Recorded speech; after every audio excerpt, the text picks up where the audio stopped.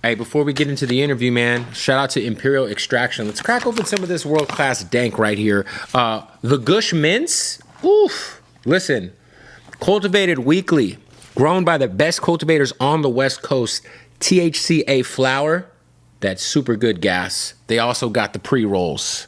They also got the vapes.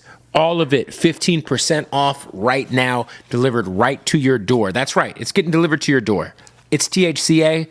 It is legal. It's going to your door. All you got to do is be 21 and up. Go to imperialextraction.com right now and use the promo code BOOTLEG15 and you'll save 15% off site-wide. All right, let's get into the interview.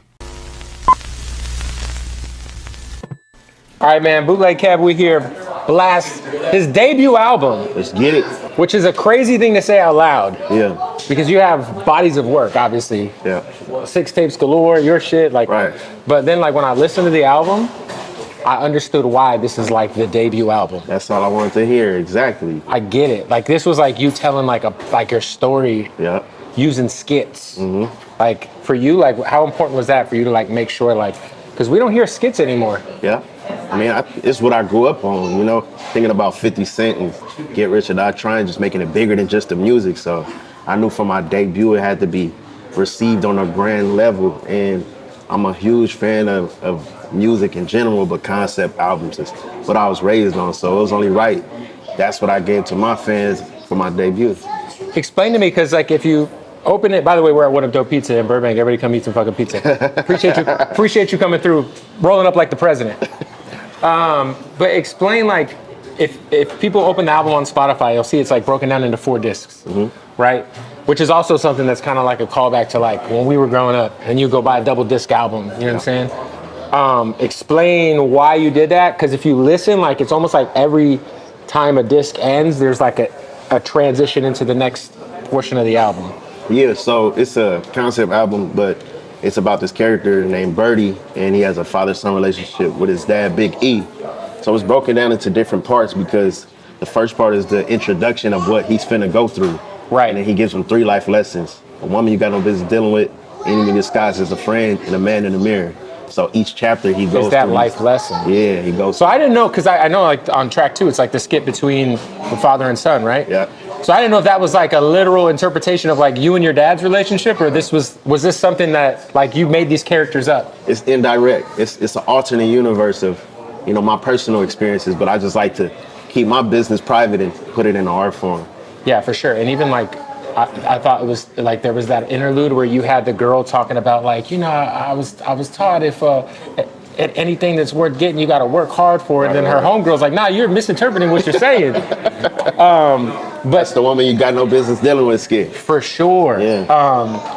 And the other thing that I thought was dope about this album and why I said like, oh, this is his debut album for sure, because there is the narrative about Blxst songs that they all quote unquote sound the same. Mm-hmm. You threw that shit out the window on this album. For sure. It was mandatory, I think. For this album, I reverted back to my childhood, like what made me fall in love with music in the first place. And it was a combination of different genres, different regions, all put into one pot. And I know I did a good job of like, you know, creating a foundational sound to where people can identify. Because you have your sound, yeah. Yeah, but it's not all I am, you know, and this displays that perfectly. Oh, so good. Yeah. Like I was like telling Vic, I was like, yo, that Thai record, that shit is, that production on that shit is so left field, but it sounds so good.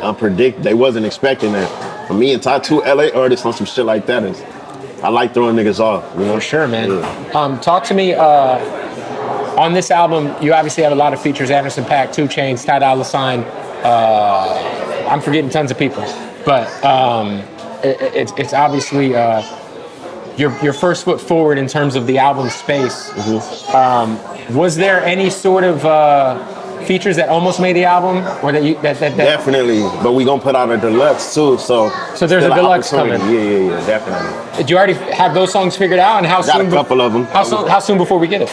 I don't know. It's still in the works right now, so I don't want to give you a concrete date, but it's definitely happening. Is the deluxe disc 5? Ooh, I ain't gonna think about that. I might as well. Disc 5? Disc 5 is the deluxe. I owe you 10%, huh? Yeah. He said, yeah. That's fire. You know, we talk about the moment we're in for West Coast hip hop right now. And I feel like you and Roddy have been carrying the torch in terms of commercial success with music over the last few years. In terms of like, you turn the radio on, no matter what city you're in, you're gonna hear Roddy Ricch, gonna hear Blxst, right? That's fine.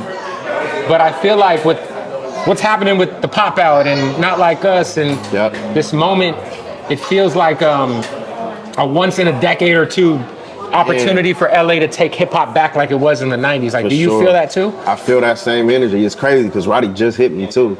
Even behind the scenes, it's not, what I love about it is not just on the surface. Like, I'm talking to niggas that I've never really talked to, and we've been rubbing shoulders for years. So just to have that genuine connection, it felt like this is what the city really needed.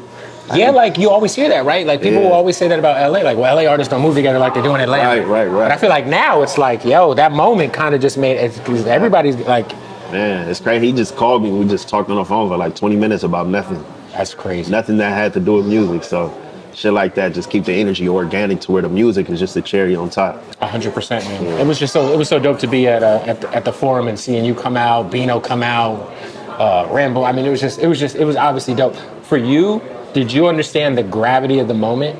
Like, nobody knew what they was walking into, so like being there, I was more of a fan than happy to be on stage. Right. I was just happy to be there, but that shit was heavy. Like, nigga, I'm still digesting the whole night. Like the Weeknd just on the side of the stage in a hoodie? Yeah, like LeBron James. Yeah, exactly. It's like crazy. Like the guys who didn't make it on stage, Like Rick Ross was there. Nobody talks about Rick Ross was just hanging out, just chilling.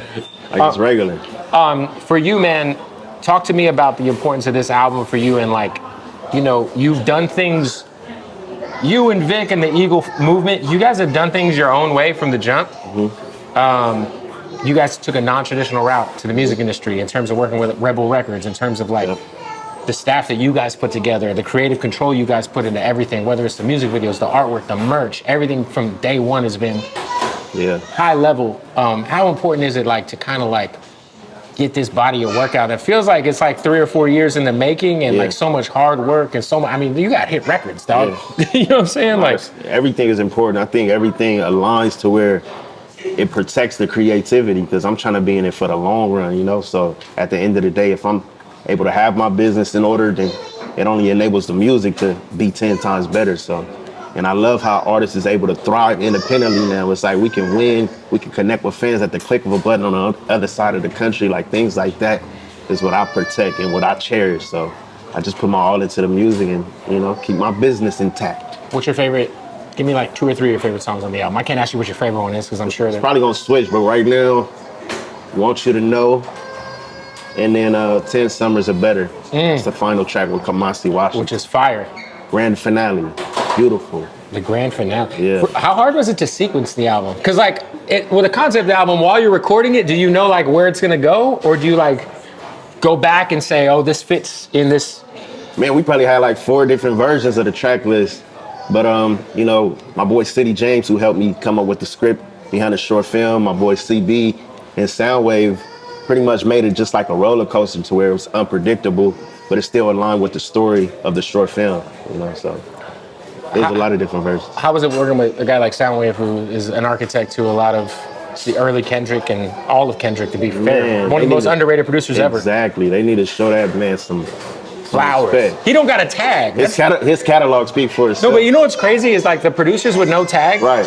Never get the props and love that they deserve. That's his whole character. He don't care about. No, he don't care. Like Terrace Martin. No ego. Like imagine if Terrace Martin had a tag. Exactly. It almost would be very un-Terrace Martin like, Exactly.